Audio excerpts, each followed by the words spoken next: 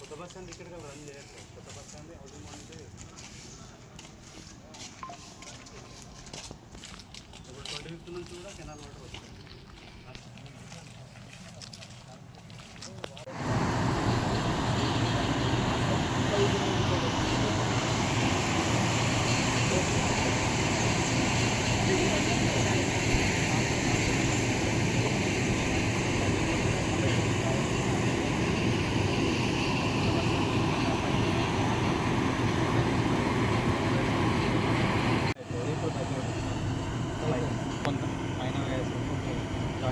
అక్కడికి భగీరథ వాటర్ వస్తున్నాయి, red water వస్తుంది. అక్కడ విద్యానగర్ కూడా గ్రేడ్ విద్యానగర్ ఇక్కడ అదే ప్రాబ్లం. విద్యానగర్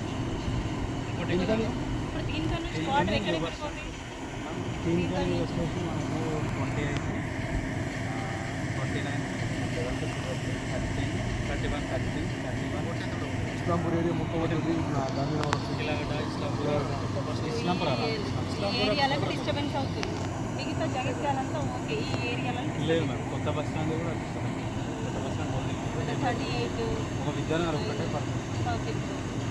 కృష్ణానగర్, అరవింద్ నగర్ 22, 21, 20, 36 అన్నీ డే బై డేలు పోతున్నాయి. డైలీ ఎక్కడ వెళ్ళట్లేదు. మోటార్ రిపేర్ అయితే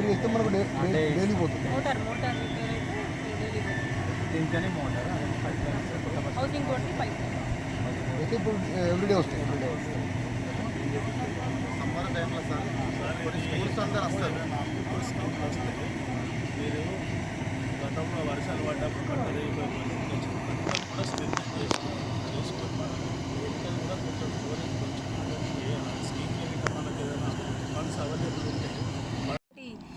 ధర్మ సముద్రం నుంచి నీళ్ళు వస్తేనే ప్రతి ఒక్కరి ఇంట్లో నీళ్ళ సదుపాయం ఉంటుంది కాబట్టి మరి అట్లాగే మరి ధర్మ సముద్రం నుంచి వెళ్ళి నీళ్లు రాక గత 15 రోజుల నుంచి చాలామంది ఇబ్బంది పడుతున్నారు. మరి దానికి ఏంటిది కారణం అని చూస్తే తీన్కాని చౌరస్తా దగ్గర ఒక మోటార్ అనేది కొంచెం పాడవడం జరిగింది. అట్లాగే ఇక్కడ హౌసింగ్ బోర్డు కాలనీల దగ్గర కూడా కొంచెం పైప్ లైన్ లీకేజ్ అవ్వడం జరిగింది కూడా. దాని దృష్ట్యానే 15 రోజుల నుంచి వాటర్ రావడం లేదు. సో దాంతో ప్రజలు ఇబ్బంది పడుతున్నారు. అట్లాగే ఇప్పుడే అధికారులను కూడా అడగడం జరిగింది. మరి ఏం జరిగింది అని చెప్పేసి అంటే కొంచెం ఈ ఇబ్బంది అవుతుంది మోటార్ అండ్ పైప్ లైన్ అంటే మరి 15 రోజులు అవుతుంది కాబట్టి ప్రజలు ఇబ్బంది పడుతున్నారు. మరి దాంతోపాటు ఎన్ని రోజుల్లో మరి కంప్లీట్ అవుతుంది అంటే ఇంకొక 1 వీక్ లోపల కంప్లీట్ అవుతుంది అని చెప్పారు. మరి వారం రోజుల లోపలనే కంప్లీట్ చేయాలి, ఖచ్చితంగా ప్రజలకు నీళ్ళు అందించాలి, నీళ్ళ సదుపాయం ఖచ్చితంగా అందించాలని చెప్పేసి ఇప్పుడే కమిషనర్ గారికి అలాగే ఏఈ గారికి మేము ఇప్పుడే చెప్పడం జరిగింది. మరి వార్డు కౌన్సిలర్ అయిన బాలే లతా శంకర్ గారికి కానీ మరి పక్క వార్డు కౌన్సిలర్ అయిన అక్క జీవన్ గారికి కానీ చెప్పడం జరిగింది.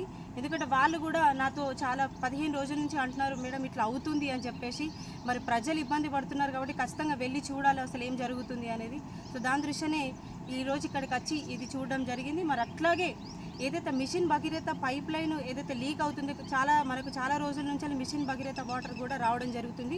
అది కూడా కొంచెం వరకు తగ్గింది. సో ఇప్పుడు ఈ 25th రోజు నాడు కూడా మనకి ఎస్ఆర్ఎస్పి వాటర్ కూడా దీంట్లో ఈ ధర్మ సముద్రంలో నింపడం జరుగుతుంది. దాంతో కూడా ప్రజలకి నీళ్ళకి ఎట్లాంటి అవగత లేకుండా ఖచ్చితంగా రోజు 365 రోజులు ఇచ్చే బాధ్యత మనకు ఉంటుంది కాబట్టి ఖచ్చితంగా ఇస్తాము. అండ్ ఎవరికైతే ఇన్ని రోజుల నుంచి ఎట్లయితే వాటర్ వస్తున్నాయో అదే రకంగా నీళ్ళు ఇవ్వడం జరుగుతుంది. ఎందుకంటే మనదే ఫస్ట్ మున్సిపాలిటీ గతంలో కాబట్టి 365 రోజుల నీళ్ళు ఇచ్చిన ఘనత మనకే దక్కుతుంది కాబట్టి ఖచ్చితంగా నీళ్లు ఇవ్వడం అనేది ఖచ్చితంగా అవసరము. సో దాంతోపాటు ఏ గారు కానీ కమిషనర్ గారు కానీ ఇప్పుడే చెప్పడం జరిగింది. ఇది ఎప్పుడైతే ఒక వారం రోజుల లోపల రిపేర్ అవుతుందో సో అప్పుడే ఈ నీళ్లు తొందరగా, ఎందుకంటే కొన్ని వార్డ్స్ దీనివల్ల కొన్ని వార్డులు నీళ్లు రాక ఇబ్బంది అవుతుంది కాబట్టి మరి ఖచ్చితంగా ఇప్పుడు తొందరలో ఈ వారం రోజుల లోపల పని పూర్తి చేసుకొని అందరికీ వాటర్ అనేది సఫిషియెంట్గా అందజేయాలని చెప్పేసి ఇప్పుడే కమిషనర్ గారిని ఏ గారికి చెప్పడం జరిగింది. మరి ఎవరు కూడా వాటర్ అనేటివి డే బై డే వస్తున్నట్టుంది చాలా వార్డులకి. ఎవరు కూడా టెన్షన్ పడవద్దు. ఖచ్చితంగా ఒక వారం రోజుల లోపల ప్రతి ఒక్కరికి నీళ్లు ప్రతిరోజు వస్తాయి. అందరూ కొంచెం జగిత్యాల పట్టణ ప్రజలు తాగునీటు అంటే ధర్మ సముద్రం నుంచే ప్రతి ఒక్కరికి ప్రతి ఇంటికి అందించిన ఏదైతే ఘనత ఉందో గత ఉమ్మడి ఆంధ్రప్రదేశ్ రాష్ట్రం ఉన్నప్పుడు కూడా ₹1 కనెక్షన్తోని ప్రతిరోజు అంటే 360 పట్టణ ప్రజలందరూ ఈ విషయాన్ని అర్థం చేసుకుంటారని చెప్పేసి ప్రతి ఒక్కరిని కోరడం జరుగుతుంది. అట్లాగే ఇక్కడికి విచ్చేసిన నాతో పాటు కమిషనర్ గారు కానీ, ఏఈ గారు కానీ, బాలే శంకర్ గారు కానీ, అండ్ నక్క జీవన్ గారికి ప్రతి ఒక్కరికి హృదయపూర్వక ధన్యవాదాలు తెలియజేస్తున్నాను. Thank you.